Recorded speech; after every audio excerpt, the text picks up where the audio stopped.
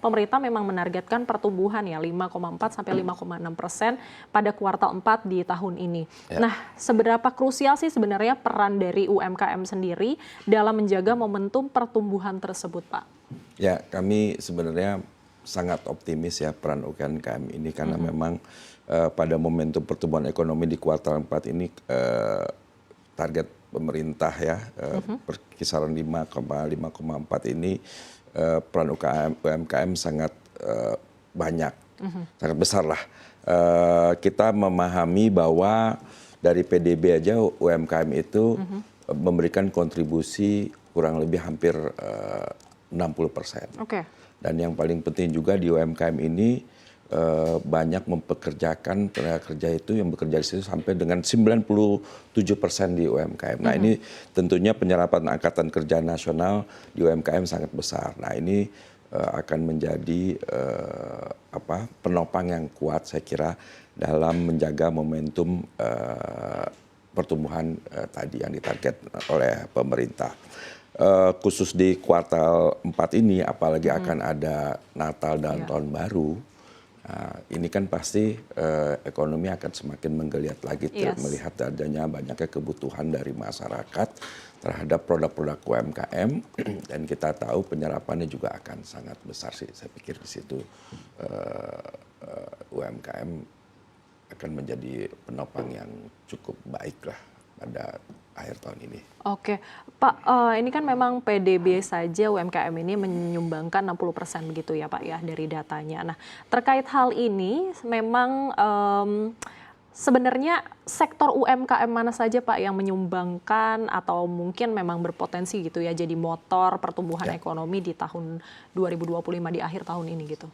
Ya, sektor yang UMKM secara umum sebenarnya banyak memberikan tadi kan 60% pada PDB. Tapi sektor yang paling menarik di sini sebenarnya di ekonomi kreatif. Oke. Ekonomi kreatif. Ekonomi kreatif ini kan memberikan kontribusi sampai dengan 7,2% atau 7,28% terhadap PDB nasional. Yang angkanya lebih dari 1.600-1.500 triliun lah. Dan saya kira ini angka signifikan. Hal yang menarik lagi, ya ini pertumbuhannya juga di atas pertumbuhan dari kisaran yang ditargetkan pemerintah untuk sektor ekonomi kreatif. Jadi saya kira ekonomi kreatif mempunyai peran dalam yang cukup seksi nih. Kami pikir untuk memberikan kontribusi terhadap PDB. Oke.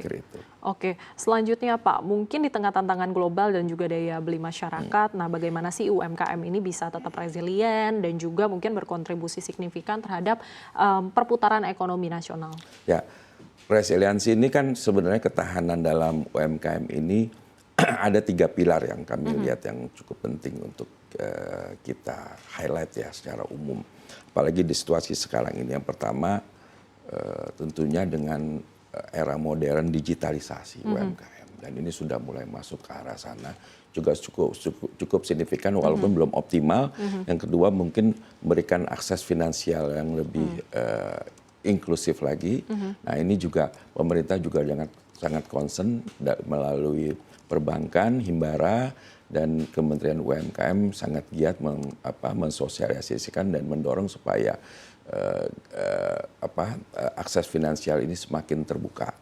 Yang paling penting lagi ketiga ya dari UMKM tersendiri itu tentunya diversifikasi dari produk-produk mereka dan UMKM tadi di atas kami sebut di ekonomi kreatif itu paling punya potensi untuk diversifikasi. Saya kira 3 hal tersebut ya.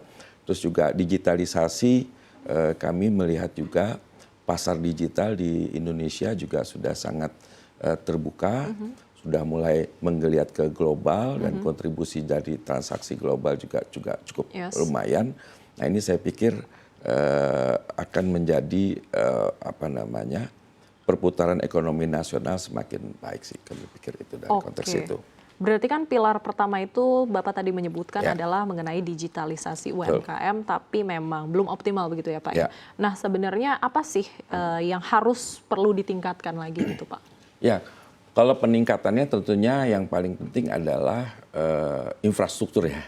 Infrastruktur ini menjadi landasan yang paling mendasar ya. Nah, kita harus tetap meningkatkan pembangunan infrastruktur. Tapi pemerintah melalui Komdigi dan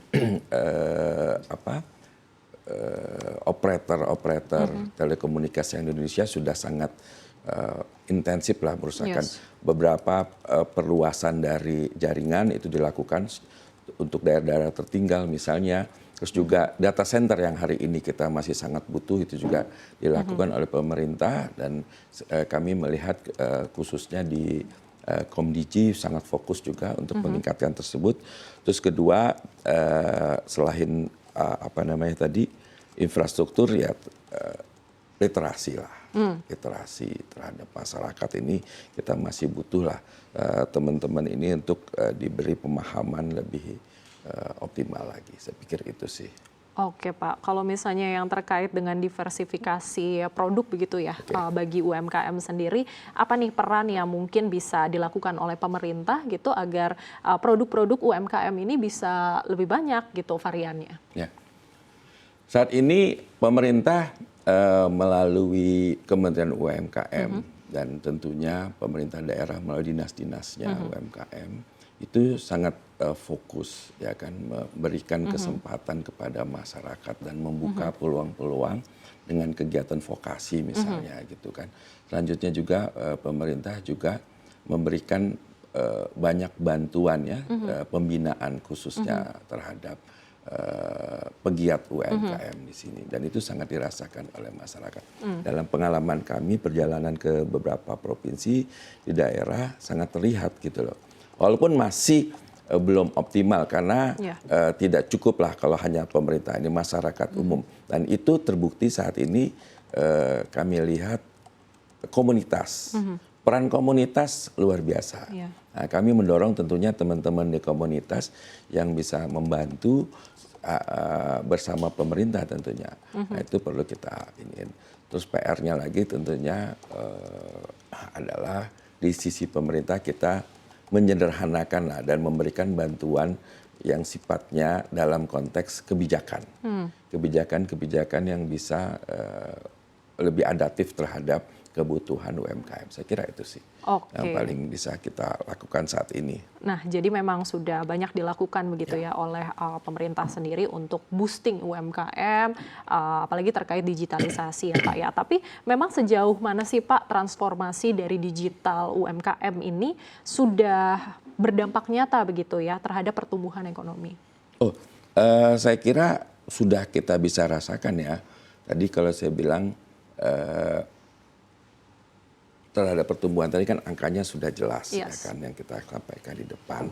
Nah yang kali ini saya kira dari industrinya yang terutama UMKM tadi saya bilang ekonomi kreatif memberikan kontribusi itu pekerja di situ tuh udah di atas 24 mungkin 25 juta ya kan dari lebih dari mungkin 60. Sekarang UMKM ini kan ada sekitar 60 juta.